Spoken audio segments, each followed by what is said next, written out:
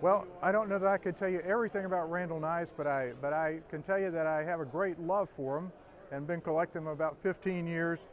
Started out with a lot of the newer ones and now have knives that span from the 60s through current ones.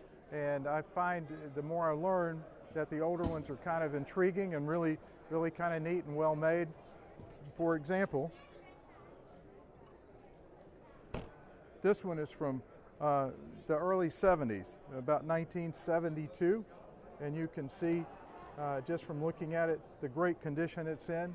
And the thing about Randal's is they're made to last. The quality is great, the workmanship is superb, and each one being handcrafted or hand forged, they're unique in their own way. You know, it's just a little variation on everything that they make, which is part of the nice thing about it. You have that one, which is the all-purpose fighting knife, which is from 1972, and then you have this one, which is from 2019, which is a survival knife as well. And you can see it has a knurled handle, hollow tube, store different things in, saw teeth. This one was introduced in the early to mid 60s, and a lot of times carried in Vietnam by helicopter pilots, where they could use those saw teeth if they need to cut their way out of the helicopter. They have catalog knives and non-catalog knives, so you really have your choice between fighting knives, all-purpose knives, hunting knives, and just something to suit every taste. I kind of compare it to when you choose a Randal knife with the options. It's sort of like going to Ruth Chris.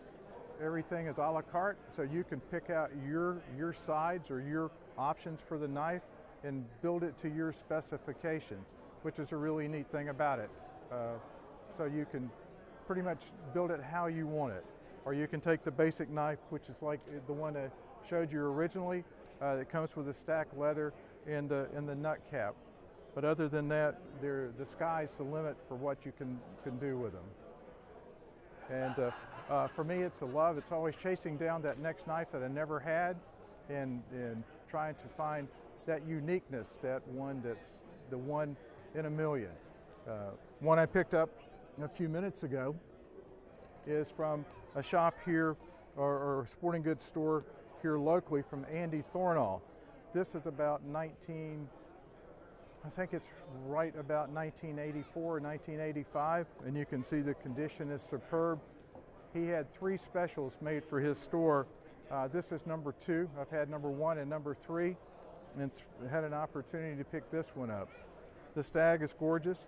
Andy Thornall at the time had his sheaths embellished with a little floral design, which just kind of makes them even more special. The back of the knife, he puts his name and the model and then the serial number on it. There were only 100 of this knife made during that time period.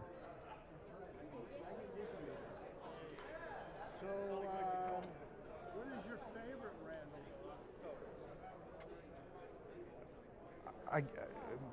Well, I guess the Model 1, you know, but I personally prefer the 6-inch blade in that. This is a current issue Model 1. I like the 6-inch blade versus the 8-inch blade, so that's always a personal favorite.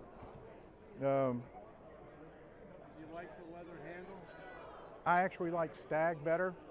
Yeah, I like the leather handle, don't get me wrong, but I like Stag better. Or one I recently got, which I like even better. My new current favorite, this again is a Model 1 all-purpose fighting knife. This one has Thuya burl on the knife, and I just love the way the wood looks.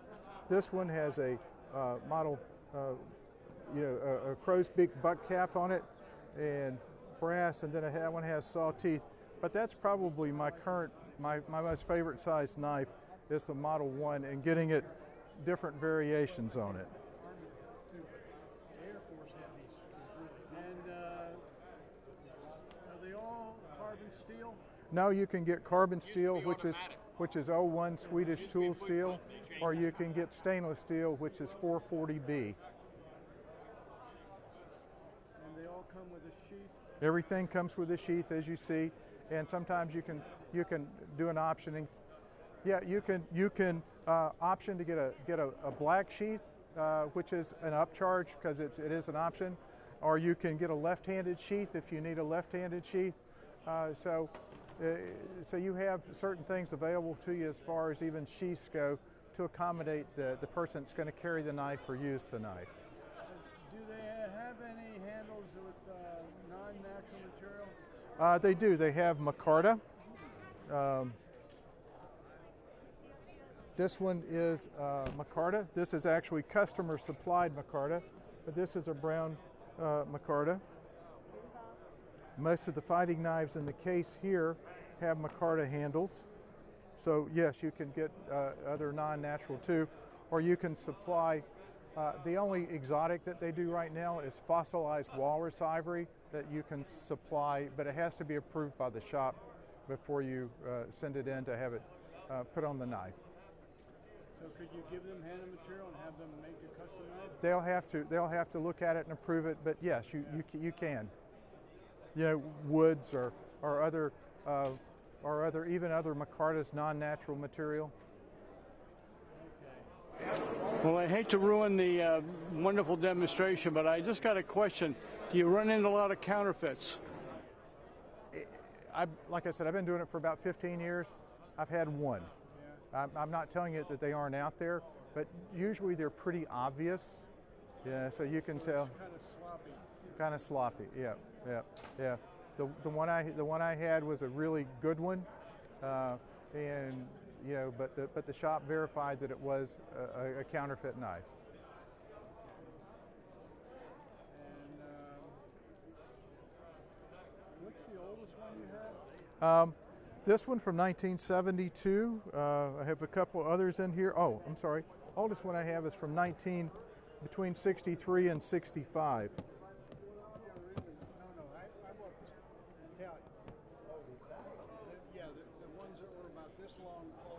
This one is called the Model 19 Bushmaster. That was introduced in 1963. So this is in that early generation Bushmaster. Probably might have been 63, but between 63 and 65 as close as I can estimate the date on it. You know, by talking to folks at the shop and people that are knowledgeable of the older knives. Okay, that's a great demonstration of Randal Knives. Well, thank you very much, and I hope everyone else enjoys their Randals as well.